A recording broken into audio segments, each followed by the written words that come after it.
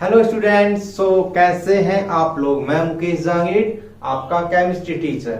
अपन discuss कर रहे हैं कौन सा chapter, coordination compound. Last lecture में मैंने अपलोड किया था क्या, वीबीटी वैलेंस बॉन्ड थ्योरी, कि कैसे बॉन्डिंग होती है वीबीटी के अकॉर्डिंग, मतलब sharing of electron.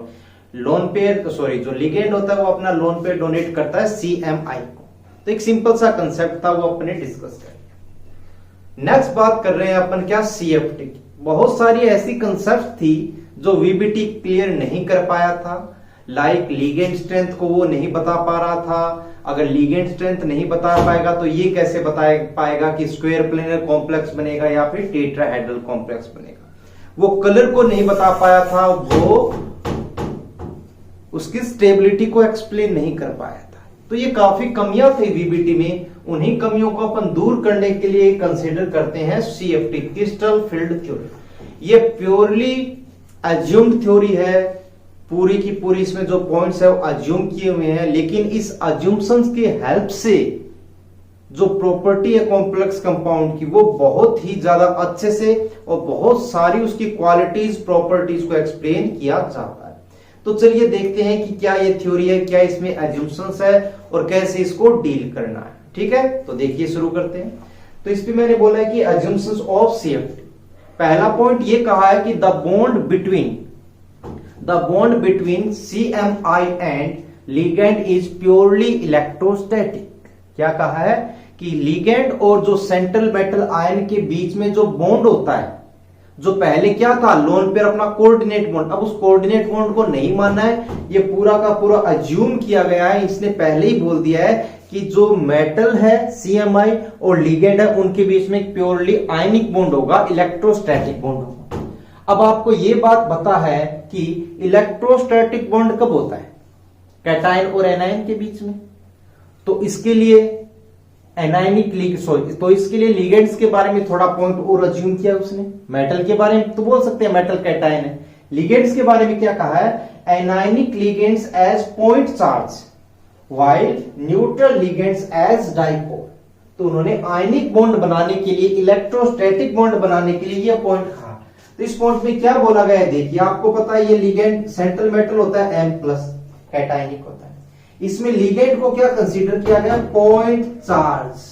Point charge क्यों, क्योंकि ये कैटायन है और ये पॉइंट चार्ज है, तो इनके बीच में क्या होगा, एक इंटरेक्शन होता है, आयनिक इंटरेक्शन।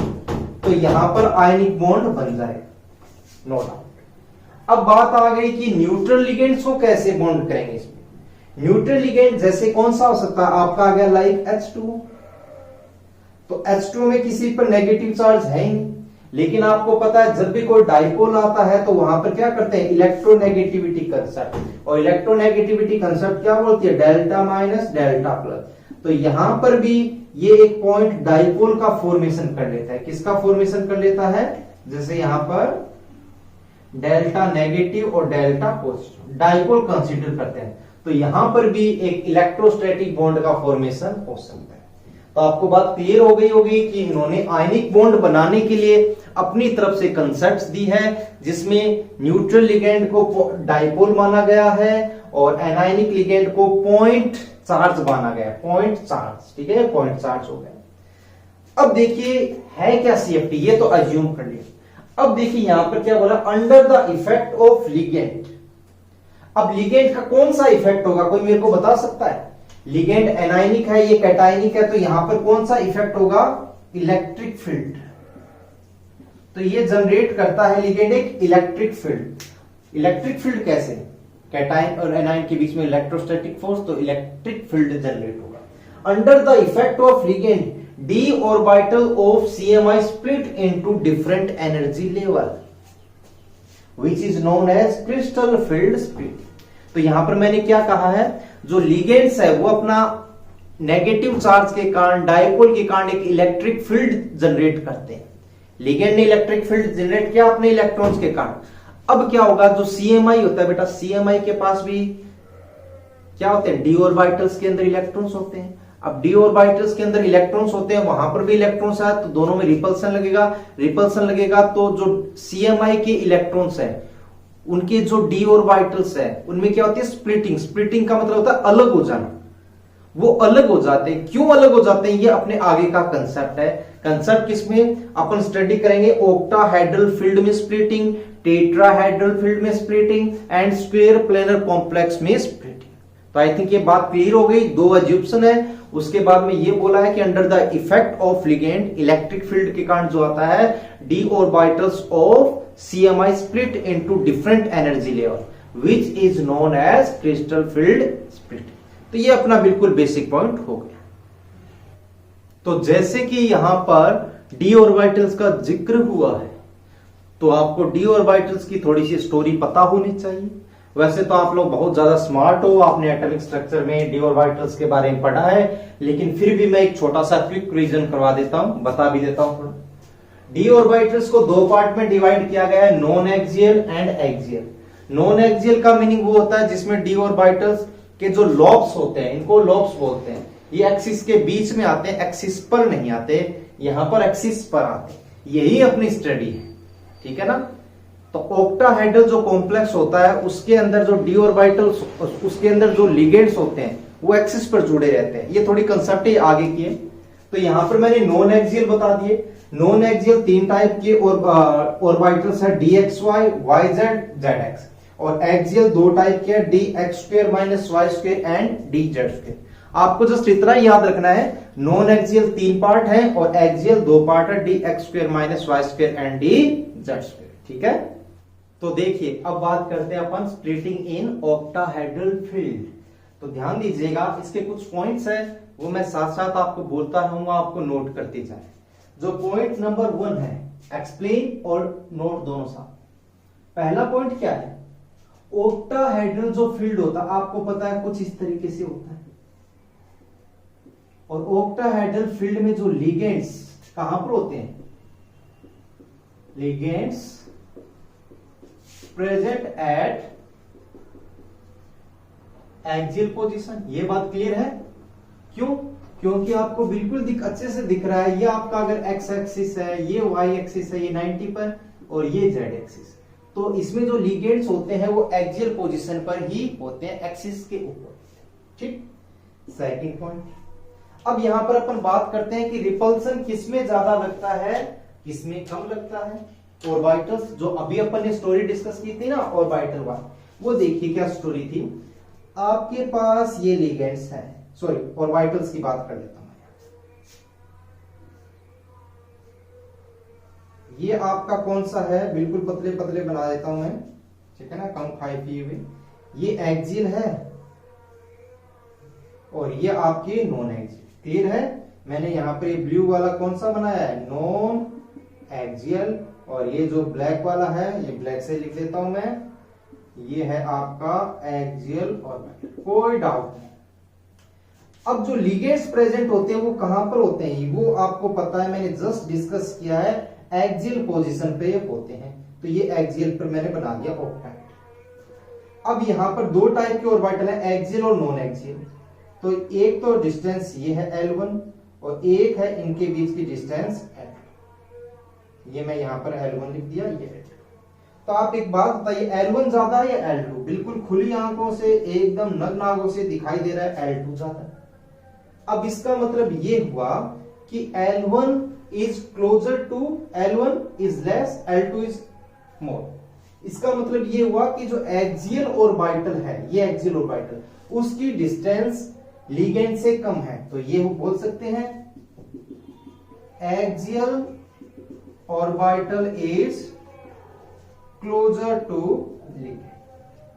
कोई डाउट है यहां पर, क्या इफेक्ट पड़ेगा ये अपन अभी डिस्कस करते हैं। पहला point, ligands present at axial position, axial orbital is closer to ligand. Third point, under the electric field effect of ligand. ये बात क्लियर मैंने अभी बोली थी स्टार्टिंग में, ये कहा था कि जो लिगेंड्स होते हैं वो अपने चारों एक इलेक्ट्रिक फील्ड जनरेट करते हैं और उस इलेक्ट्रिक फील्ड से रिपल्सन लगता है किस पर, डी ऑर्बिटल्स पे। अब यहां पर ये दोनों जो डी ऑर्बिटल्स है, नॉन एक्सियल और एक्सियल, दोनों पर ही रिपल्सन लगेगा। क्यों, क्योंकि दोनों ऑर्बिटल प्रेजेंट है वहां पे और लिगेंड भी प्रेजेंट है, तो रिपल्सन दोनों पर लगेगा। So under the electric field effect of ligands both axial and non-axial d orbital experience repulsion। Point number third, but axial d orbitals is closer to ligand, so they experience higher repulsion in comparison to non axial orbital. बात clear? Repulsion दोनों पर लगेगा, लेकिन axial orbital पर जो repulsion होता है वो कंपेरेटिव ज्यादा लगेगा नॉन एक्सियल ऑर्बिटल्स के कंपैरिजन में। अब देखिए, एक पर रिपल्सन ज्यादा लग रहा है, एक पर कम लग रहा है। मान लीजिए सबसे पहले डी ऑर्बिटल्स यहां पर थे लोअर एनर्जी में, अब इन पर दोनों पर रिपल्सन लगेगा तो दोनों की एनर्जी बढ़ जाएगी, इसकी बढ़ेगी एक्सियल की, नॉन एक्सियल की बढ़ेगी, लेकिन ज्यादा किसकी बढ़ेगी? जिस पर ज्यादा रिपल्सन, और ज्यादा रिपल्सन किस पर लग रहा है? एक्सियल पर। क्यों? क्योंकि वो CMI के क्लोज है। So energy of axial d orbital increases by higher factor in comparison to non axial d orbital। तो 3 पॉइंट हो गए। अब और एक अंदाज से समझते हैं इसको, इनके डायग्राम बना के। तो अब देखिए, मैंने 3 पॉइंट बता दिए थे कि एक्सियल ऑर्बिटल्स पर रिपल्सन ज्यादा लगता है, नॉन एक्सियल पर कम लगता है। तो दोनों पर रिपल्सन लगता है तो उनकी एनर्जी दोनों की ही बढ़ जाती है। एक बार इसको भूल जाएं, ये energy of D orbital in free ion. Free ion का मतलब ये कोई आयन है M+, उसके आसपास कोई लिगेंड्स नहीं जुड़े हुए हैं, तो उसकी एनर्जी एक लेवल पर नीचे। जैसे यहां पर ऑक्टाहेड्रल फील्ड की बात करते हैं, splitting of D orbital in octahedral field, तो ऑक्टाहेड्रल फील्ड में क्या होगा? रिपल्सन दोनों पर ही लगेगा। इस पर रिपल्सन लगा तो इसकी एनर्जी कम फैक्टर से बढ़ी, इस पर रिपल्सन लगा तो इसकी एनर्जी एक हायर फैक्टर से बढ़ी। तो दोनों की एनर्जी क्या हो जाती है? इंक्रीज हो जाती है।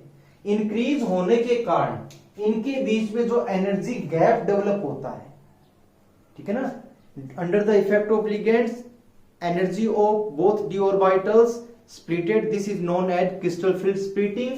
क्रिस्टल फील्ड स्प्लिटिंग के कारण दो एनर्जी लेवल बन जाते हैं, एक तो होता है नॉन एक्सियल का, एक होता है एक्सियल का। जो नॉन एक्सियल सेट होता है इनको एक साथ बोलते हैं क्या? T2G orbital. कौन से? T2G orbital. और जो दो ऑर्बिटल यहां पर है dx² - y² और dz², ये एक्सियल होते हैं तो इनको क्या बोलते हैं? EG orbital. याद रखने का तरीका, ये दो है तो EG2, ये 1 2 3 है तो T2G 1 2 3, ये याद रख सकते हैं। इनका एनर्जी गैप जो होता है उसको डेल्टा O या डेल्टा ऑक्टाहेड्रल से रिप्रेजेंट किया जाता है। बात क्लियर? अब देखिए किस फैक्टर से ऊपर हुआ, किस फैक्टर से नीचे हुआ, ये भी देख लीजिए। इनका जो एवरेज एनर्जी है बीच का, इसको बोलते हैं बैरी सेंटर। एक फिजिक्स का पॉइंट होता है बैरी सेंटर। क्या होता है? जो एवरेज एनर्जी होती है, इनकी मिडिल एनर्जी होती है, ठीक है।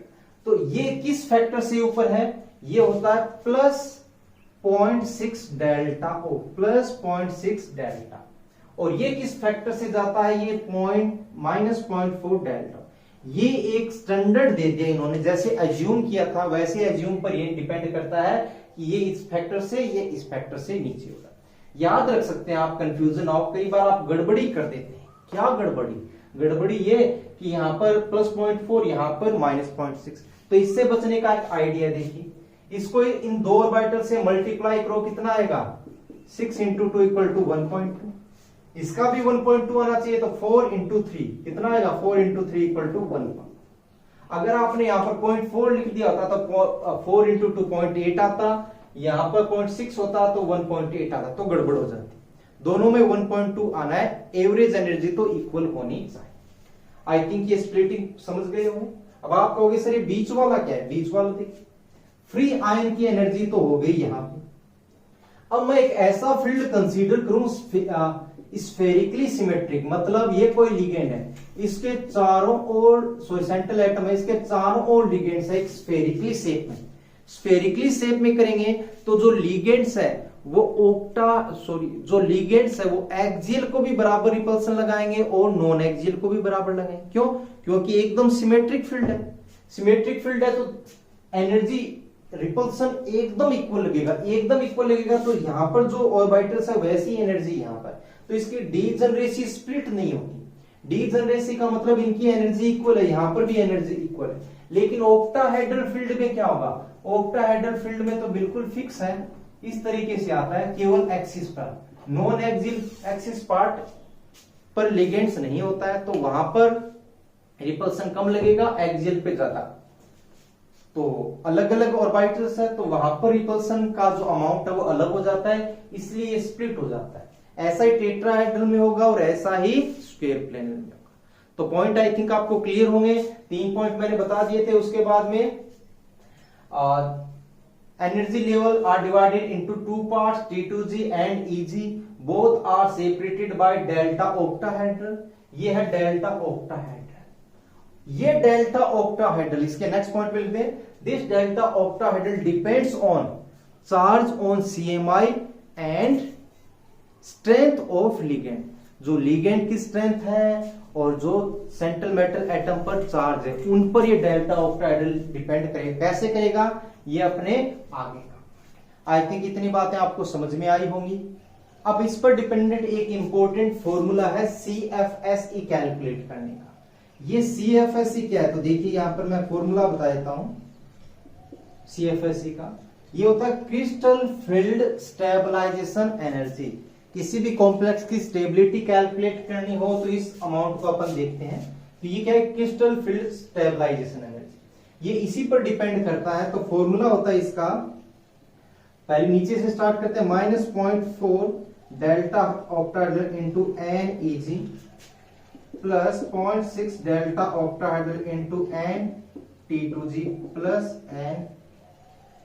ठीक, ध्यान दीजिएगा यहां पर जो CFSE है ये क्या है आपका, crystal field stabilization energy.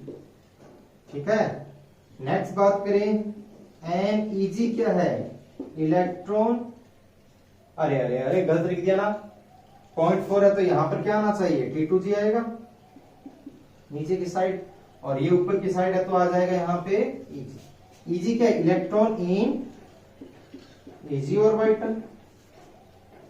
And T2G क्या है, इलेक्ट्रॉन इन T2G ऑर्बिटल। देखिए मैंने फॉर्मूला देखिए लिखा है यहां पर NP यूज किया मैंने। NP क्या है, number of pairs of paired electron. इसका मतलब इस सब सीखेंगे। जैसे यहां पर मैंने ये कॉन्फ़िगरेशन लिखा है तो पेयर्ड इलेक्ट्रॉन यहां पर कितने हैं, कितने पेयर है पेयर्ड इलेक्ट्रॉन के, तो केवल एक ही है, तो यहां पर n की वैल्यू क्या आ जाएगी, 1 आ जाएगी। यहां पर जो P है वो क्या है, पेयरिंग एनर्जी। पेयरिंग एनर्जी का मतलब क्या होता है, एनर्जी रिक्वायर्ड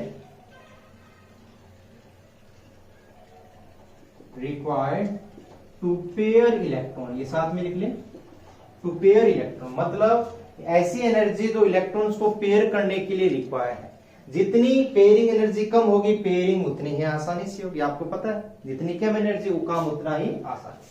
तो ये एक फॉर्मूला है जो अपन बहुत सारे कॉम्प्लेक्सेस के लिए आगे यूज करने वाले हैं। ठीक है, क्रिस्टल फील्ड स्टेबलाइजेशन एनर्जी। एक बात और, यहां पे जो आपने ये डेल्टा ऑक्टाहेड्रल लिया है इसको tan dq भी बोलते हैं। अभी dq क्या है, ये एक इसकी यूनिट है, कन्वर्जन है। कई बार न्यूमेरिकल्स के अंदर जो आंसर आता है वो dq में आता है, तो डेल्टा ऑक्टाहेड्रल को dq में भी बदलेंगे, वो मैं आगे आपको बताता रहूंगा। तो देखिए अब होता है असली खेल शुरू। जैसा कि आपको पता है मैंने VBT में पढ़ाया था, लिगेंड होते हैं, strong ligand, week ligand. Strong के केस में पेयरिंग करवाते हैं। वो एक्चुअल में टॉपिक था किसका, CFT का, लेकिन वहां पर जरूरत पड़ी इसलिए VBT में कम। तो जो इलेक्ट्रॉनिक कॉन्फ़िगरेशन होता है वो डिपेंड करता है 2 टाइप की एनर्जी। एक तो आपका pairing energy required to pair electron. एक है क्रिस्टल फील्ड स्प्लिटिंग एनर्जी, मतलब जो बीच का गैप क्या था उसकी। तो इन दोनों एनर्जी के अकॉर्डिंग ही इलेक्ट्रॉनिक कॉन्फ़िगरेशन डिसाइड होता है, और इन्हीं के अकॉर्डिंग ही क्या होता है, लिगेंड की स्ट्रेंथ डिसाइड होती है। तो पहला देखिए, अगर मैं बात करूं जैसे स्ट्रॉन्ग फील्ड लिगेंड, तो इसमें 2 केस हो सकते हैं। 2 केस कौन से, एक तो वो जिसमें पेयरिंग एनर्जी कम हो, किससे, डेल्टा ऑक्टाहेड्रल से। दूसरा केस वो जिसमें पेयरिंग एनर्जी ज्यादा हो और डेल्टा ऑक्टाहेड्रल हो कम, यही हो सकता है। अगर पेयरिंग एनर्जी ज्यादा होगी, ध्यान दीजिएगा, पेयरिंग एनर्जी कम, पहला केस कम, तो पेयर आसानी से बनेंगे। ठीक है, और पेयर आसानी से बनते हैं तो उस केस को बोला जाता है क्या, स्ट्रॉन्ग फील्ड लिगेंड। तो इसका केस। और अगर पेयरिंग आसानी से नहीं होगी तो उसको बोलते हैं वीक फील्ड लिगेंड। और यही हुआ था, वहां पर स्ट्रॉन्ग फील्ड लिगेंड था तो आपने पेयरिंग की थी, वीक फील्ड लिगेंड था तो पेयरिंग नहीं की थी। बात क्लियर है? देखिए तो यहां पर डेल्टा, और एक और बात इससे भी अंदाजा लगा सकते हो, क्या डेल्टा ऑक्टाहेड्रल है कंपेरेटिव ज्यादा। तो अगर ये केस हुआ तो इसमें जो डेल्टा ऑक्टाहेड्रल होगा वो क्या होता है, कंपेरेटिव ज्यादा। ये एनर्जी गैप है वो क्या हो जाता है, ज्यादा हो जाता है। और जो वीक फील्ड लिगेंड होता है वहां पर ये गैप क्या हो जाता है, कम हो जाता है। तो देख लीजिए, पहला स्ट्रॉन्ग का, दूसरा वीक। अब इलेक्ट्रॉन्स कैसे फिलअप किए जाएंगे इन ऑर्बिटल्स में, किसमें, ये आपका Eg T2g, Eg और T2g। तो देखिए यहां सबसे पहला जो इलेक्ट्रॉन है वो कहां फिलअप होगा, बताइए, यहीं से होगा, दूसरा इलेक्ट्रॉन और तीसरा इलेक्ट्रॉन। अब जैसा कि इसकी पेयरिंग एनर्जी कम है तो पेयर आसानी से बन जाएंगे। इसके बाद 4, 5 और 6, होन्स रूल, पॉलिश रूल, उनको तो फॉलो करना ही है। ऑफ रूल, लो एनर्जी में पहले बनना है फिर हाई में, ठीक है, ये बात होगी। अब इजी ऑर्बिटल्स के अंदर इसके बाद 6 के बाद 7, 8, 9 और 10। लेकिन ये ऑफ बाउल रूल को फॉलो नहीं कर पाता है, क्यों, क्योंकि इसकी पेयरिंग एनर्जी क्या हो जाती है, ज्यादा। पेयर आसानी से नहीं बनते, पहला, दूसरा, तीसरा, पेयरिंग एनर्जी ज्यादा होने के कारण ऊपर चला जाता है नेक्स्ट इलेक्ट्रॉन, फिर 4th, फिर 5th, फिर 6th, 7th, 8th, 9th और 10th। तो ये कॉन्फ़िगरेशन फॉलो किया जाता है। क्लियर है? क्यों? क्योंकि ये डेल्टा ऑक्टाहेड्रल और पेयरिंग एनर्जी पर डिपेंड करता है। तो ध्यान रखना है कि स्ट्रॉन्ग फील्ड लिगेंड है तो पुरानी वाली बात याद कर लो, पेयरिंग करवानी, पेयरिंग नहीं करनी। और वीक फील्ड लिगेंड है तो पेयरिंग नहीं करवानी है, तो केवल आप इतना ही लिखोगे। ठीक है? हेलो स्टूडेंट्स, सो कैसे हैं आप लोग। अपन डिस्कस कर रहे थे कोऑर्डिनेशन कंपाउंड, CFT अपन स्टार्ट कर लिया था, जिसके अंदर कुछ बेसिक कंसेप्ट्स थी वो मैंने आपको एक्सप्लेन कर दी। इसके बाद कुछ इंपॉर्टेंट पॉइंट है जो आपको ध्यान में रखने हैं, याद रखने हैं, ताकि CFT को यूज करना, उसके एग्जांपल्स को डील करना बहुत आसान हो जाए। तो यहां पर अपन बात करेंगे पॉइंट 2 रिमूव। नंबर 1, आपके पास जैसे दो टाइप के हाइब्रिडाइजेशन रहते हैं, एक D2sp3 और एक sp3D2। इसे बोलते हैं इनर ऑर्बिटल कॉम्प्लेक्स, जैसा कि मैंने आपको पहले भी बताया था। क्यों? क्योंकि इसमें यूज होता है कौन, 3D। यहां पर यूज होता है कौन, 3D। इसे बोलते हैं आप क्या, आउटर ऑर्बिटल कॉम्प्लेक्स, क्योंकि यहां पर होते हैं बाहर वाले D, मतलब 4D। ये आपको पहला पॉइंट है जो ध्यान में रखना है। इसके बाद पॉइंट नंबर 2, अगर आपको कॉन्फ़िगरेशन मिले क्या, D1, D2 एंड D3, या फिर कॉन्फ़िगरेशन आपके पास दिया हो D8, D9 और D10, ठीक है, D1, D2, D3, मतलब जो नीचे वाले ऑर्बिटल होते हैं उनमें एक एक इलेक्ट्रॉन भरा हुआ है, या तो एक भरा हुआ हो, या दो भरे हुए हो, या तीन भरे हुए हो। कैसे? जैसे कि मैंने यहां पर ये बताया है, इसमें या तो एक हो, या दो हो, या तीन हो। ऊपर वाले हमेशा खाली रहेंगे, ऊपर वाले हमेशा खाली रहेंगे तो ऊपर वाले हमेशा यूज होंगे। तो यहां पर क्या होगा, ऑलवेज D2sp3, क्योंकि पहले वाले जब 3D के ऑर्बिटल्स खाली पड़े हैं तो यही यूज होंगे। इसका कोई इफेक्ट नहीं पड़ता है कि आपके पास लिगेंड कौन सा है, चाहे आपको SFL हो या WFL हो, पेयरिंग वाला कोई कंसेप्ट यहां नहीं लेते। क्यों?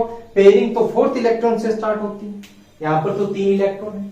अब D8, D9 या D10 हो, इसका मतलब मैं कुछ ऐसा केस बात कर रहा हूं जैसे 1, 2, 3, 4, 5, 6, 7, 8, 9, 10। तो कुछ ऐसा केस हो, चाहे SFL हो या WFL हो, उस केस में आपके पास कितने, 8 इलेक्ट्रॉन हो, 9 हो या 10 हो, इनमें से कोई एक केस हो, तो उसमें हमेशा देखो ये ऊपर वाले ऑर्बिटल्स में इलेक्ट्रॉन आ रहे हैं, 2 इलेक्ट्रॉन तो पक्का रहेंगे, या तो 3 मिलेंगे या 2 मिलेंगे, ठीक है, या फिर 4 के 4 मिलेंगे। उस केस में हमेशा हाइब्रिडाइजेशन क्या होगा, ऑलवेज sp3d2, क्योंकि अंदर वाले यूज होंगे नहीं। चाहे आपके पास SFL हो या WFL, कोई इफेक्ट नहीं पड़ेगा। बात clear? Okay.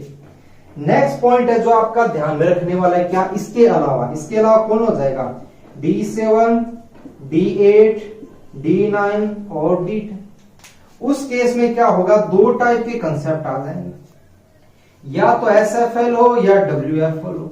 Strong field ligand होता है D7 के केस में तो पेयरिंग हो जाती है, वीक फील्ड लिगेंड होता है तो पेयरिंग नहीं होती, मतलब पहले 3 इलेक्ट्रॉन फिर 2 इलेक्ट्रॉन फिर 3 इलेक्ट्रॉन। ठीक है, तो स्ट्रॉन्ग फील्ड लिगेंड है, उस केस में क्या होगा, पेयरिंग होगी। यहां पर नो पेयरिंग।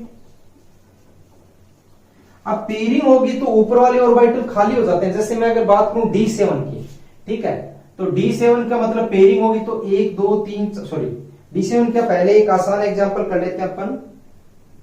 मैंने गड़बड़ लिख दिया है ना, गड़बड़ क्या हो गया, D4 से स्टार्ट करना था, D4, D5, D6 और D7। जैसे D6 की बात करें, 6 इलेक्ट्रॉन आ गए, पेयरिंग हो गई, तो ऊपर वाले खाली हो गए। खाली हो गए तो मतलब क्या होगा, SFL है, पेयरिंग होगी, उस केस में आपको D2sp3 यूज करना है, और यहां पर वीक फील्ड लिगेंड होगा तो sp3d2। आपको याद हो तो VBT में आपको मैंने बताया भी था, क्या स्ट्रॉन्ग फील्ड लिगेंड है पेयरिंग करनी है, WFL है पेयरिंग नहीं करनी, वही कंसेप्ट है यहाँ पे। लेकिन सेफ्टी में बस कॉन्फ़िगरेशन आ जाता है, पेयरिंग एनर्जी और स्प्लिटिंग एनर्जी का कंसेप्ट आ जाता है, वो ऑटोमेटिक होता है, पेयरिंग जैसा एक्चुअल में कुछ होता है। तो ऐसा पहले मतलब इलेक्ट्रॉन यहां पर पहले से ही पेयर हो गए, पेयर होंगे तो क्या हो जाएगा, इलेक्ट्रॉन का स्पिन कम हो जाएगा, तो इसे बोलते हैं क्या, लो स्पिन कॉम्प्लेक्स। क्या बोलते हैं, लो स्पिन कॉम्प्लेक्स। ठीक है, अगर नेक्स्ट बात करें sp3d2, sp3d2 में क्या होंगे, जैसे 6 होता तो क्या होता, 3 यहां पर, 2 यहां पर, 1 यहां पर, ये कॉन्फ़िगरेशन होता, तो उससे अनपेयर्ड इलेक्ट्रॉन ज्यादा हो जाते, उसे क्या बोलते हैं अपन, हाई स्पिन कॉम्प्लेक्स। तो ध्यान रखना आपको D4 से D7 तक पेयरिंग होती है तो लो स्पिन कॉम्प्लेक्स, स्पिन कम हो जाएगा, पेयरिंग नहीं होती है तो उसको क्या बोलते हैं, high spin complex. This is most important concept of CFT। Okay, अब देखिए next point, point number 3, all ligands act as SFL with 4D and 5D series CMI। मतलब 4D और 5D सीरीज का कोई भी सेंट्रल एटम होता है तो उसके साथ सारे लिगेंड स्ट्रॉन्ग हो जाते हैं। क्यों, ये आपका 3D, 4D और 5D। आपको पता है Z इफेक्टिव इक्वल टू क्या होता है, Z माइनस सिग्मा। इनका सिग्मा क्या होता है, कम, सिग्मा कम होगा तो Z इफेक्टिव ज्यादा। मतलब जो सेंट्रल मेटल आयन की होती है, लिगेंड्स को अपनी तरफ अट्रैक्ट करने की टेंडेंसी, जो पावर है, वो काफी स्ट्रॉन्ग हो जाएगा। वो काफी स्ट्रॉन्ग हो जाएगा मतलब स्ट्रेंथफुली अपनी तरफ खींचेगा, और अपनी तरफ स्ट्रेंथफुली खींचेगा तो वो लिगेंड्स अपन क्या करते हैं, हमेशा स्ट्रॉन्ग कंसीडर करते हैं। अगर यहां पर इंपॉर्टेंट एग्जांपल बताऊं तो PT और PD के साथ सारे लिगेंड्स क्या हो जाते हैं, स्ट्रॉन्ग फील्ड लिगेंड हो जाते हैं, चाहे कोई सा भी लिगेंड हो। तो ये आपको पॉइंट ध्यान में रखना है।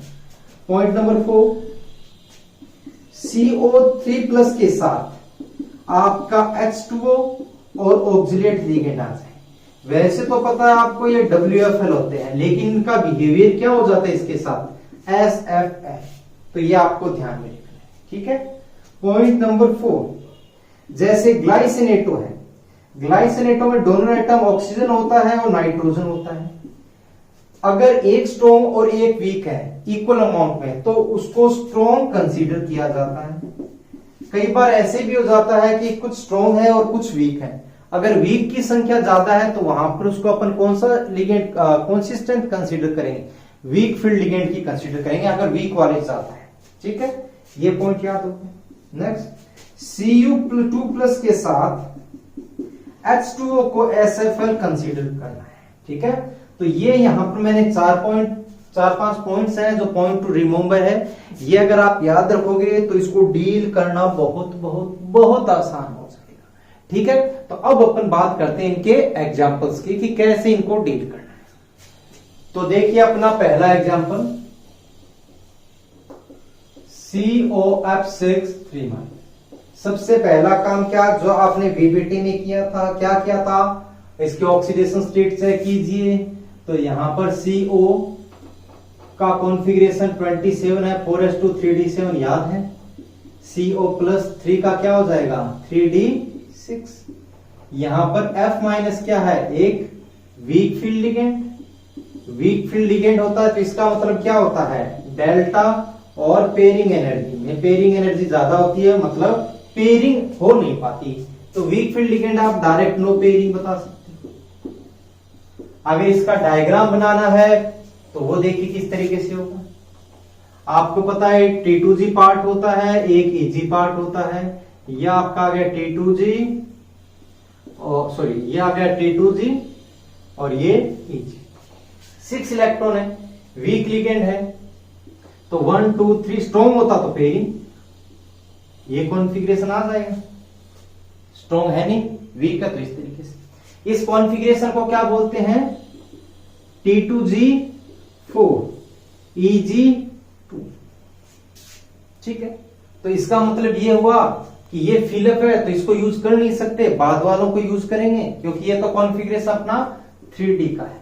तो बाहर वाले यूज होंगे वैकेंट ऑर्बिटल, तो हाइब्रिडाइजेशन sp3d2। कौन सा कॉम्प्लेक्स, बाहर वाला है तो आउटर ऑर्बिटल कॉम्प्लेक्स।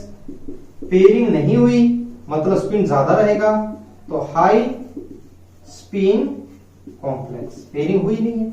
और क्या बता दें, अनपेयर्ड इलेक्ट्रॉन कितने इसमें 2 and 2 4, तो मैग्नेटिक मोमेंट म्यू कितना हो जाएगा 4.9 pm। पैरामैग्नेटिक इसकी नेचर हो जाएगा। अब क्वेश्चन आ गया कि इसका CFSE कैलकुलेट बताएं। CFSE crystal field stabilization energy, formula क्या था, ये डिवाइड करो, एक नीचे का पार्ट एक अपर पार्ट, इसको +0.6 delta O minus 0.4 delta O।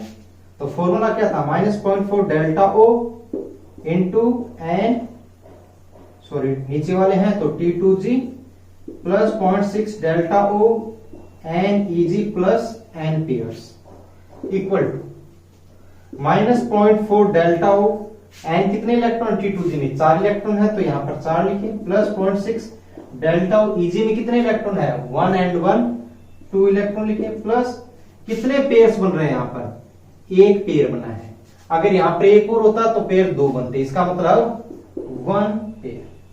Solve करें 1.6 6 2 1.2, तो -0.4 delta O plus pairing energy, ये इसका आंसर आ गया।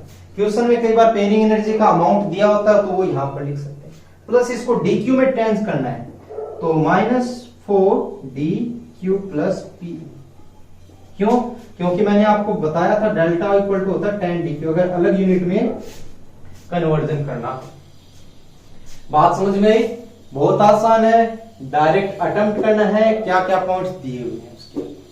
ठीक है, एक और एग्जांपल लेते हैं इसी तरीके से जिसमें स्ट्रॉन्ग लिगेंड कंसीडर कर लेते हैं। देखिए यहां पर मैं ले लेता हूं क्या, नंबर 2 COCN6, अगेन CO+3 में है। अब यहां पर क्या हो जाएगा, आपके पास जो लिगेंड है CN वो क्या है SFL, तो यहां पर पेयरिंग हो जाएगी। इसका मतलब क्या हो, पेयरिंग क्यों होती है, पेयरिंग एनर्जी कम हो जाएगी। पेयरिंग एनर्जी कम हो जाएगी तो नया कॉन्फ़िगरेशन है 6 फिलअप करने, तो कैसे फिलअप करेंगे बताइए, 1 2 3 4 5 6 कॉन्फ़िगरेशन क्या आ जाएगा, T2G 6 EG 0। ये चेक करना है तो इसमें कितने इलेक्ट्रॉन है 6, इसमें कितने हैं 0, पेयर कितने बन गए 1 2 3। कोई डाउट, सोल्व करेंगे तो -2.4, यहां पर अगर लिखेंगे तो कितना आ जाएगा -24DQ और 3। हाइब्रिडाइजेशन क्या हो जाएगा, अगर पहले वाले ऑर्बिटल खाली हो गए 3D के तो 3D को यूज करेंगे, तो हाइब्रिडाइजेशन D2sp3।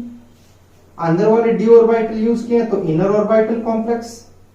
स्पिन क्या हो जाएगा पेयरिंग के कारण, लो स्पिन कॉम्प्लेक्स, एन की वैल्यू 0, मैग्नेटिक मोमेंट 0, तो डायामैग्नेटिक प्रतिचुंबक।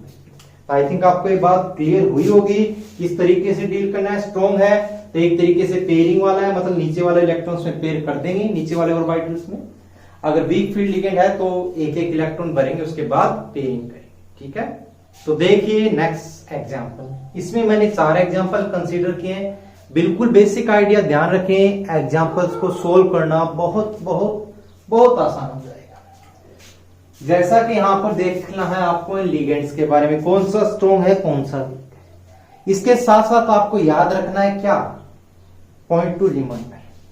वैसे तो आपको पता है, मैं यहां पर बता देता हूं आपको, ये वीक है, ये वीक है, ये स्ट्रॉन्ग है, और ये इसमें नाइट्रोजन और ऑक्सीजन दोनों डोनर है, तो वीक भी है स्ट्रॉन्ग है। तो पॉइंट टू रिमेंबर मैंने बताया था कि CO+3 के साथ ये जो ऑक्सिलेट होता है ये क्या होता है, SFL।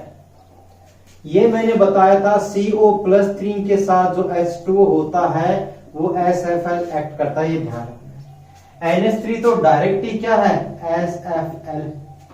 ग्लाइसिनेटो में नाइट्रोजन भी डोनर एटम है एंड ऑक्सीजन भी कंसीडर करना है SFL। ठीक है, तो सभी में लिगेंड स्ट्रॉन्ग हो गए। तो कौन सा केस अपन मानेंगे, पहला या दूसरा? अभी जो बात किया था सेकंड केस मानेंगे। कौन से वाला? अभी एग्जांपल क्या है, COCl6 3-। तो देखिए ऑल CO+3 3D6 SFL, मतलब एक तरीके से पेयरिंग वाला केस होगा। पेयरिंग वाला केस होगा तो कॉन्फ़िगरेशन क्या हो जाएगा, इसका कॉन्फ़िगरेशन हो जाएगा T2G6 EG0। तो इसका मतलब हाइब्रिडाइजेशन क्या हो जाएगा, हाइब्रिडाइजेशन बाहर वाले खाली हो गए तो आपका D2sp3, मतलब जो 3D वाले खाली, और ऑक्टाहाइड्रल इसकी सेफ होगी। CFSC कैलकुलेट करना है, बहुत आसान है, -0.4 डेल्टा O इंटू कितने इलेक्ट्रॉन है, T2G में 6, यहां पर भी ये 0, 3 पेयर बने हैं, तो -2.4 डेल्टा O प्लस 3। तो काफी आसान है, लिगेंड को देखना है स्ट्रॉन्ग है या वीक है। ठीक है, नेक्स्ट एग्जांपल।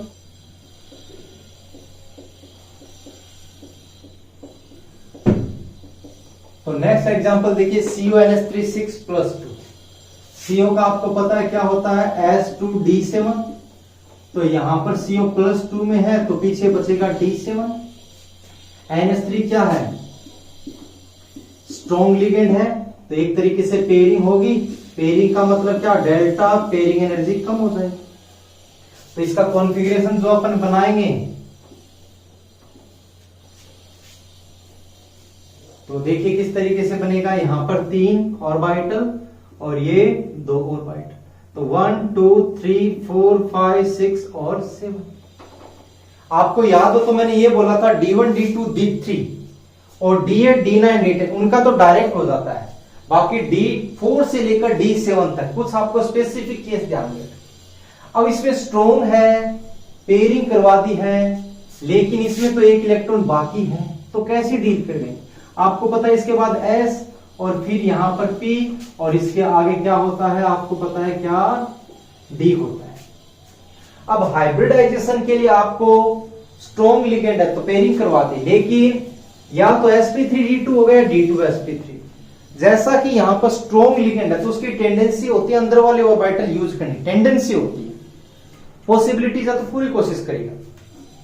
यहां पर D8 होता, 2 इलेक्ट्रॉन होते तो उसके हाथ में कुछ नहीं था, लेकिन एक है तो इस इलेक्ट्रॉन को ये कहां कर देगा, shift to 4D orbital, 4D में शिफ्ट कर देगा। और 4D में शिफ्ट कर देगा इसका मतलब यहां पर कॉन्फ़िगरेशन क्या हो जाएगा, ये भी खाली ये भी खाली, 1 2 3 4 5 6। तो हाइब्रिडाइजेशन क्या हो जाएगा, D2sp3। बात आई समझ में। D7 का एक इलेक्ट्रॉन है वो आगे शिफ्ट हो सकता है क्योंकि स्ट्रॉन्ग फील्ड लिगेंड है, तो हाइब्रिडाइजेशन यहां पर D2sp3। अनपेयर्ड इलेक्ट्रॉन 1 है तो मैग्नेटिक मोमेंट 1.7 भी है, आपको मैंने लास्ट लेक्चर में बताया भी। ठीक है, तो देखिए एक और एग्जांपल है Fe6 3-। डायरेक्ट कैसे करना है, सबसे पहले Fe का कॉन्फ़िगरेशन कितना होता है 26, तो S2D6 बिल्कुल फास्ट वे। Fe यहां पर कितना है +3, तो क्या बचेगा पीछे D5, यही होगा। Fe6 3- है एग्जांपल आपका। ठीक है, तो S2D6 इसका कॉन्फ़िगरेशन होता है और ये यहां पर आपका बच गया D5। अब D5 के अकॉर्डिंग आपको कॉन्फ़िगरेशन लिखना है। यहां पर Cn क्या है, SFL, और ये कौन से केस में से है, ये D4 से D7 केस में है, तो मतलब स्ट्रॉन्ग और वीक फील्ड लिगेंड का इफेक्ट होगा, पेयरिंग होगी। तो कॉन्फ़िगरेशन क्या आएगा, T2G6 एंड EG, सॉरी 5 है ना, तो T2G5 और EG। कोई दिक्कत, EG खाली है, इसका मतलब यहां पर D2sp3 कौन सा कॉम्प्लेक्स, स्पिन कम हुआ है तो लो स्पिन। CFSC कैलकुलेट करनी है, -0.4 डेल्टा O इंटू कितने इलेक्ट्रॉन है, 5, पेयर कितने बन जाएंगे, 5 में तो 2 ही पेयर बनेंगे, 6 में 3 pair, so 2p equal to -2.0 delta O plus. ठीक है, तो ये अपना एक और एग्जांपल। नेक्स्ट एग्जांपल नंबर 6, ये थोड़ा सा डिफरेंट टाइप का, +2 NiCl6 जैसा कि आपको बिल्कुल दिख रहा है, यहां पर भी Ni+2 है, इसका मतलब 3D8, ये भी Ni+2 है, मतलब 3D8। यहां पर लिगेंड स्ट्रॉन्ग है, यहां पर वीक लिगेंड वीक है। तो बात आई पेयरिंग कैसे करवाएं, तो सीधा आसान सा है, यहां पर पेयरिंग होगी ही नहीं। आपको याद हो तो मैंने एक बात बताई थी, D8 D9 D10 चाहे SFL हो या WFL हो, नो पेयरिंग, कोई इफेक्ट नहीं होगा इसका, डायरेक्ट आप हाइब्रिडाइजेशन लिख देंगे, कौन सा, sp3d2।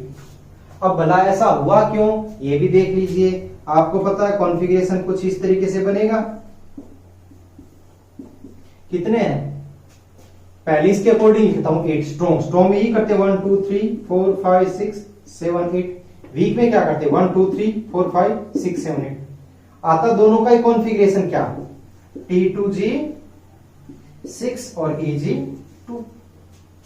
अब यहां से स्ट्रॉन्ग होता और एक लिगेंड हो, एक इलेक्ट्रॉन होता, तो उसको तो शिफ्ट करते थे जैसे अपन ने पहले एग्जांपल में किया है, लेकिन यहां पर दो है तो शिफ्ट करना पॉसिबल नहीं है, इतनी एनर्जी रिक्वायर्ड प्रोवाइड नहीं हो पाती है, इसलिए इसको यूज नहीं कर पाते, तो हमेशा इसका sp3d2 हाइब्रिडाइजेशन कंसीडर किया जाता है। ठीक है, ये बात क्लियर हुई। इसी तरीके से मैं एक और एग्जांपल बता देता हूं आपको, यहां पर आ गया आपका sp3d2। नंबर 7 देखिए, CrCl6 3- एंड CrCn6 3-, तो दोनों एग्जांपल्स में आपको यहां पर भी Cr+3 है और यहां पर भी Cr3 है, तो इसका कॉन्फ़िगरेशन D3 होता है और Cr+3 का भी D3 होता है, क्योंकि Cr क्या होता है S1D5, 3 इलेक्ट्रॉन निकालेंगे तो D3 बचे। ये आपका SFL और ये आपका WFL। तो बात आई पेयरिंग वेयरिंग करवाएंगे क्या। कई बच्चे ये बोलते हैं सर जैसे स्ट्रॉन्ग लिगेंड दिखे तो आपको D2sp3 कर दो, जैसे वीक दिखे तो sp3d2 कर दो, ये बिल्कुल गलत है। देख लो, यहां स्ट्रॉन्ग है तो हाइब्रिडाइजेशन sp3d2, वीक है तो भी sp3d2, तो वो कंसेप्ट नहीं लगाना कि स्ट्रॉन्ग आती है D2sp3 करना है। यहां पर देख लो, इन दोनों का ही हाइब्रिडाइजेशन आपका D2sp3 होगा। अब आप कहोगे कि सर वीक में तो sp3d2 होता है, जैसे हमें याद करते हैं, बिल्कुल गलत है। आपको कंसेप्ट ये याद रखना था क्या, D8 D9 D10 में कोई फर्क नहीं पड़ेगा और D1 D2 और D3 में भी कोई फर्क नहीं पड़ेगा। क्यों नहीं पड़ेगा, देख लो, जैसे कि आपको 3 इलेक्ट्रॉन भरने हैं, चाहे स्ट्रॉन्ग हो या वीक हो तो यही भरा जाएगा, एक में भी यही, 2 में भी यही, 3 में भी ऐसा, ऊपर वाले दोनों ऑर्बिटल खाली है तो हमेशा यूज होंगे, चाहे स्ट्रॉन्ग हो चाहे वीक हो। तो मतलब ये no effect of ligand, always D2sp। और बाकी सारी का, और एक बात और, इनमें अपन न तो हाई स्पिन कॉम्प्लेक्स और न ही लो स्पिन कॉम्प्लेक्स की बात करेंगे। क्यों, वो केवल वही बात करते हैं जब स्ट्रॉन्ग फील्ड लिगेंड और वीक फील्ड लिगेंड का इफेक्ट देखा जाता है, अदरवाइज उसके बारे में कोई जिक्र नहीं करना है। Sodium sorry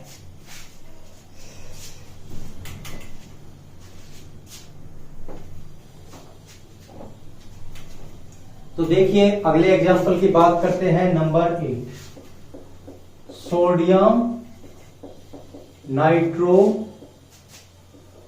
fluoride. क्या होता है ये बोलिए?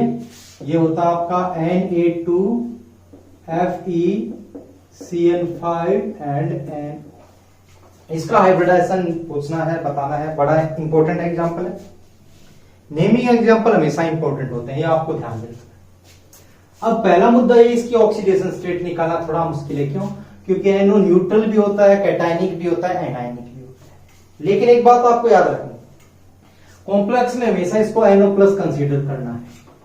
तो यहां पर ऑक्सीडेशन स्टेट +2 + x - 5 + 1 = 0, सो x = +2। क्लियर है? तो Fe+2 का होता है 3d6 होता है। अब बात आ गई लिगेंड स्ट्रॉन्ग या वीक। 5 स्ट्रॉन्ग है और NO भी नाइट्रोजन या ऑक्सीजन डोनर दोनों स्ट्रॉन्ग होते हैं। नाइट्रोजन डोनर तो स्ट्रॉन्ग होता है, लेकिन 5 स्ट्रॉन्ग होने के कारण यहां पर इसको SFL कंसीडर करते हैं। SFL कंसीडर करेंगे तो इसका कॉन्फ़िगरेशन क्या हो जाएगा बोलिए? कॉन्फ़िगरेशन T2G6 और Eg0। तो वही कहानी, Eg के अंदर इलेक्ट्रॉन नहीं है तो पक्का हाइब्रिडाइजेशन आपका D2sp3 और D4 से D7 के बीच का कॉन्फ़िगरेशन होता है। तो हमेशा स्पिन की बात करते हैं, पेयरिंग हो गई तो लो स्पिन कॉम्प्लेक्स।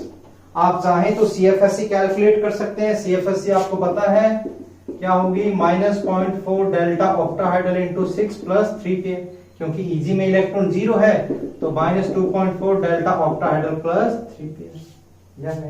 अनपेयर्ड इलेक्ट्रॉन 0 है तो μ = 0, तो यहां पर डायमैग्नेटिक। ठीक है, तो काफी अच्छा एग्जांपल है। नेक्स्ट बात करते हैं brown ring complex, number 9 brown ring complex. क्या होता है ब्राउन रिंग कॉम्प्लेक्स? पहले तो ये याद होना चाहिए, FeS2O5 NOSO4। ये 12th क्लास पी ब्लॉक में एक टेस्ट होता है brown ring complex, brown ring test, वहां याद है। IUPAC नाम भी पता होना चाहिए, हाइब्रिडाइजेशन सारी स्टोरी आनी चाहिए इसकी। ठीक है, तो पसीने से तरबतर हो रहे हैं हम, आपके लिए इतनी गर्मी में लगे हुए हैं। ठीक है, यही काम है हमारा। तो अगेन इसके ऑक्सीडेशन स्टेट वही कहानी, +1 मानते हैं, ये -2 तो x + 0 + 1 ये -2 = 0, सो x = what? +1। Fe होता है क्या? S2d6, Fe+1 क्या हो जाएगा? S1d6। अब यहां पर स्टोरी थोड़ी इंटरेस्टिंग होने वाली है, देखिए कैसे। आपको पता है स्प्लिटेड ऑर्बिटल बनाएंगे तो ये यहां पर 3 ऑर्बिटल, ये 2 ऑर्बिटल, स्टोरी थोड़ी बड़ी हो रही है तो यहां पर मैं ये आगे की ऑर्बिटल बना देता हूं। तो कितने इलेक्ट्रॉन? 6। स्ट्रॉन्ग या वीक? तो यहां क्या बोले? WFL आर मोर, सो इसको कंसीडर करेंगे वीक फील्ड। एक स्ट्रॉन्ग है, 5 वीक है, तो वीक ही मानेंगे। वीक मानेंगे, कॉन्फ़िगरेशन क्या होगा? 1 2 3 4 5 6 और 1 इलेक्ट्रॉन। अब हाइब्रिडाइजेशन या तो D6 है तो लिगेंड स्ट्रेंथ पर डिपेंड करता है, लेकिन S तो पक्का पार्टिसिपेट करेगा। तो अगर हाइब्रिडाइजेशन sp3d2 करें, sp3d2 तो इसको यहां पर भेजो, या फिर अपन क्या कर सकते हैं, या फिर ये कर सकते हैं इस इलेक्ट्रॉन को यहां भेजो। क्यों? क्योंकि S को तो यूज करना ही। अगर हायर एनर्जी लेवल में भेजेंगे 4s से 4d में तो एनर्जी रिक्वायर्ड होगी, एंडोथर्मिक सिस्टम होगा। लोअर एनर्जी में भेजेंगे तो एक्सोथर्मिक होगा, तो एनर्जी से क्या होगी? मॉलिक्यूल की कम होगी और स्टेबिलिटी बढ़ेगी। स्टार्टिंग से इनऑर्गेनिक में चलाते हैं, एनर्जी जितनी कम वो उतना ही ज्यादा स्टेबल। तो ये इलेक्ट्रॉन मतलब यहां पर आ जाएगा और कॉन्फ़िगरेशन क्या हो जाएगा? T2G 4 और 1 5 और Eg में कितने इलेक्ट्रॉन? 2। अनपेयर्ड इलेक्ट्रॉन कितने हो जाएंगे? N = 3, सो μ = 3.9 Bm और पैरामैग्नेटिक। हाइब्रिडाइजेशन आपको दिख ही गया है, क्या कौन सा हो सकता है? हाइब्रिडाइजेशन इसका हो जाएगा sp3d2, क्योंकि इजी में इलेक्ट्रॉन है, इजी में इलेक्ट्रॉन होंगे तो हमेशा ही sp3। ठीक है, तो ये यहां पर आपका CFT के सारे एग्जांपल्स फिनिश होते हैं। ध्यान रखना है, पहला पॉइंट ये कि D1 D2 D3 है तो पक्का D2sp3 sp3d2 में से कौन सा होगा? D2sp3।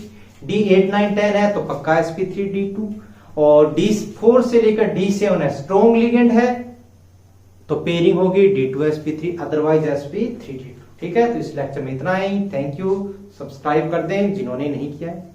नेक्स्ट लेक्चर में अपन डिस्कस करेंगे splitting of d orbitals in tetrahedral.